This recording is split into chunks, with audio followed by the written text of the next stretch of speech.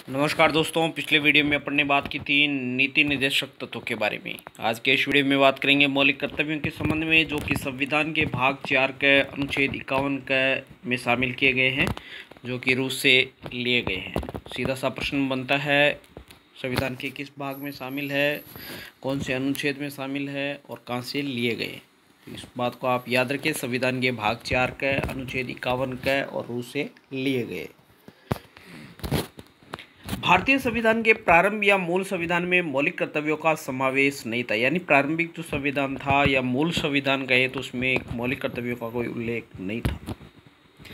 1976 में इंदिरा गांधी की सरकार के द्वारा स्वर्ण सिंह समिति की सिफारिश पर पूर्व सोवियत संघ रूस से प्रेरित होकर 42वें संविधान संशोधन 1976 के द्वारा संविधान के भाग 4 का जोड़कर तथा अनुच्छेद 51 का जोड़कर 10 मौलिक कर्तव्यों को शामिल किया गया। 11वां मौलिक कर्तव्य 86वें संविधान संशोधन 2002 के द्वारा जोड़ा गया, जिसमें 6 से 14 वर्ष तक के बच्चों को निःशुल्क शिक्षा प्रदान करना है। वर्तमान में कुल 11 मौलिक कर्तव्य शामिल है। मौलिक कर्तव्य कानूनी स्वीकृति प्राप्त नहीं है, अर्थात वाद योग्य नहीं है। संविधान में उल्लिखित मूल कर्तव्य केवल भारत के नागरिकों के लिए ही है। अब कौन कौन से मूल कर्तव्य और इनसे किस प्रकार के सवाल बनते हैं। पहला मूल कर्तव्य, प्रत्येक व्यक्ति का यह कर्तव्य होगा कि वह संविधान का पालन करे और उसके आदर्शों, संस्थाओं, राष्ट्रध्वज और राष्ट्रगान का आदर करे। पहला मूल कर्तव्य है आदर्शों, संस्थाओं, राष्ट्रध्वज और राष्ट्रगान का आदर करे। तो ये बात आपको ध्यान रखनी है। दूसरा मूल कर्तव्य है स्वतंत्रता के लिए हमारे राष्ट्रीय स्वाधीनता आंदोलन को प्रेरित करने वाले उच्च आदर्शों को हृदय में संजोए रखें। तीसरा मूल कर्तव्य भारत की एकता, अखंडता और संप्रभुता की रक्षा करें। तो ये सवाल है, आरएस में पूछा हुआ है। एकता, अखंडता, आपने जब प्रस्तावना पढ़ी थी तो वहाँ पे भी एकता, अखंडता और संप्रभुता की बात कही गई थी। तो इनका उल्लेख कर्तव्यों के अलावा कहाँ कहाँ किया गया है, या प्रस्तावना के अलावा और संविधान में कहाँ हुआ है। तो ये सवाल कई बार पूछ लेते हैं। एकता, अखंडता और संप्रभुता की रक्षा करें, ये तीसरा मूल कर्तव्य। चौथा कर्तव्य देश की रक्षा करें और आह्वान किए जाने पर राष्ट्र की सेवा करें।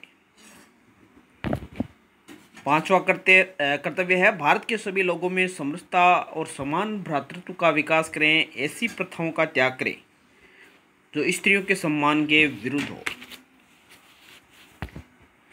छठा मूल कर्तव्य है हमारी सामाजिक संस्कृति की गौरवशाली परंपरा का महत्व समझे और उसका परिरक्षण करें।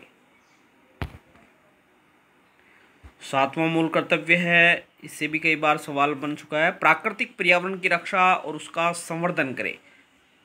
कि मूल कर्तव्यों के अलावा प्राकृतिक पर्यावरण का उल्लेख कहाँ हुआ हुआ, तो नीति निर्देशक तत्व अनुच्छेद 48 में पर्यावरण संरक्षण का उल्लेख किया गया है। यह सवाल भी आरपीएससी के द्वारा कई बार पूछा हुआ है। अगला मूल कर्तव्य वैज्ञानिक दृष्टिकोण, मानववाद, सुधारवाद, ज्ञानार्जन का विकास करें।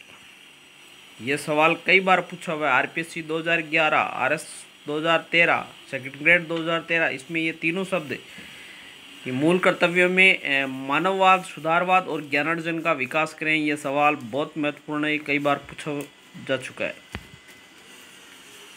अगला है सार्वजनिक संपत्ति को सुरक्षित रखें और हिंसा से दूर रहें।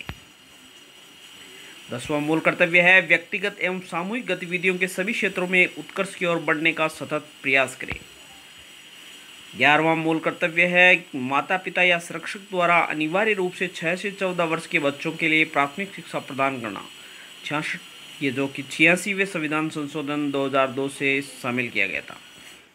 तो साथियों, ये थे मौलिक कर्तव्यों से संबंधित जुड़े हुए महत्वपूर्ण बिंदु जिन पर अपन ने चर्चा की है। उम्मीद करता हूँ ये वीडियो आपको अच्छा लगा होगा। अगर वीडियो अच्छा लगे ज़्यादा से ज़्यादा शेयर करें, लाइक करें, सब्सक्राइब करें और बेल आइकन को प्रेस कर दें, ताकि इसी प्रकार के रोचक वीडियो आपको लगातार मिलते रहे। Thank you.